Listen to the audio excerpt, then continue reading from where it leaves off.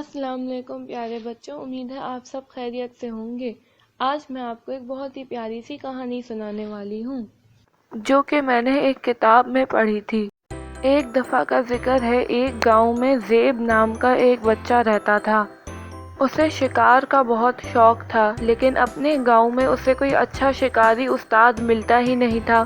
اسی لیے اس نے فیصلہ کیا کہ وہ کسی دوسرے شہر جا کے اپنے لیے اچھا شکاری استاد ڈھونڈے گا۔ اس نے اپنے والدین سے اجازت مانگی۔ اس کے والدین جانتے تھے کہ اس کو شکار کا بہت شوق ہے، تو اس لیے انہوں نے دل پر پتھر رکھ کے اس کو اجازت دے دی۔ کئی شہروں میں ڈھونڈنے کے بعد اسے ایک شہر میں ایک اچھا شکاری استاد ملا۔ اس بوڑھے شکاری نے زیب سے کہا کہ جو کچھ مجھے آتا ہے میں وہ سب تمہیں سکھا دوں گا۔ اس کے بعد زیب کچھ سال تک اس کی شاگردی میں رہا۔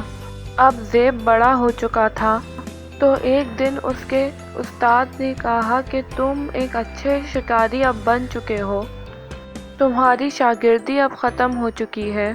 اس کے ساتھ ہی انہوں نے زیب کو ایک بندوق دی اور کہا کہ اس بندوق کا نشانہ بہت اچھا ہے، اسے دھیان سے استعمال کرنا۔ بندوق لے کے زیب وہاں سے چلا گیا۔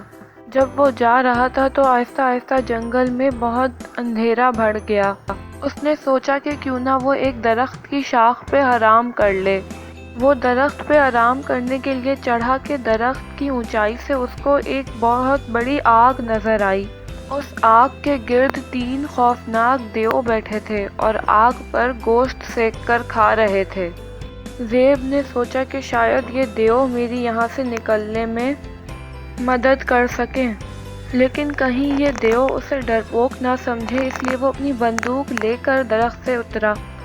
وہاں ایک دیو زور سے دھاڑا اور اس نے کہا مجھے بہت بھوک لگی ہے، پہلے گوشت میں چکھوں گا۔ اس کے ساتھ اس نے جیسے ہی گوشت کا ٹکڑا لیا اور کھانے لگا تو اس کے ہاتھ سے گوشت کا ٹکڑا اڑتا ہوا دور جا کے گر گیا۔ اس نے کہا کہ ہوا بھی کتنی تیز چل رہی ہے جو اس نے گوشت کے ٹکڑے کو بھی اڑا دیا۔ اس کے ساتھ ہی اس نے دوسرا گوشت کا ٹکڑا اٹھایا اور جیسے ہی اپنے منہ میں کھانے لگا تو پھر سے گوشت کا ٹکڑا اڑتا ہوا دور جا کے گر گیا۔ دوسرے دیو نے کہا ارے بے وقوف، یہ ہوا نہیں ہے، یقیناً کوئی نشانہ باز ہمیں پریشان کر رہا ہے۔ اس کے ساتھ ہی اس نے زور سے چلاتے ہوئے کہا کہ جو بھی ہے سامنے آئے، تو زیب ڈر کے سامنے آ گیا اپنی بندوق لے کے۔ انہوں نے زیب سے کہا کہ تم ہمارے جنگل میں کیا کر رہے ہو؟ تو زیب نے کہا میں راستہ بھٹک گیا ہوں، میری مدد کریں، اس کے بدلے میں آپ کے کسی بھی کام آ سکا تو ضرور آؤں گا۔ انہوں نے کہا ٹھیک ہے، یہ بتاؤ کہ یہ بندوق کیسی ہے؟ زیب نے کہا یہ بندوق تم لوگوں کے کسی کام کی بھی نہیں ہے، کیونکہ جب تک میں اس بندوق کو نہ چلاؤں تب تک یہ کام نہیں کرتی۔ انہوں نے کہا ٹھیک ہے، کیونکہ اب تو تم ہمارے لیے کام کر رہے ہو تو یہ بندوق بھی ہمارے لیے کام کر سکتی ہے۔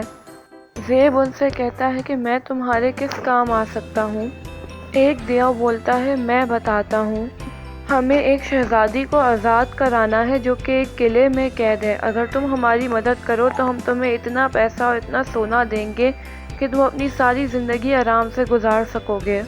زیب دلچسپی لیتے ہوئے کہتا ہے کیسا قلعہ، کیسی شہزادی؟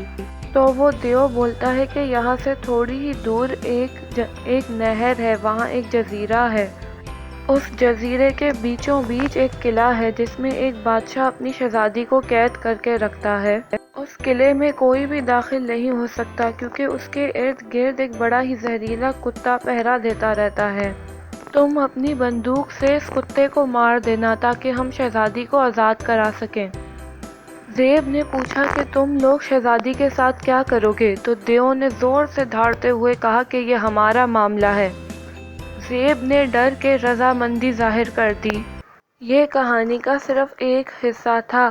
پارٹ 2 اگلے تھرسڈے آئے گا، تب تک کے لیے اللہ حافظ۔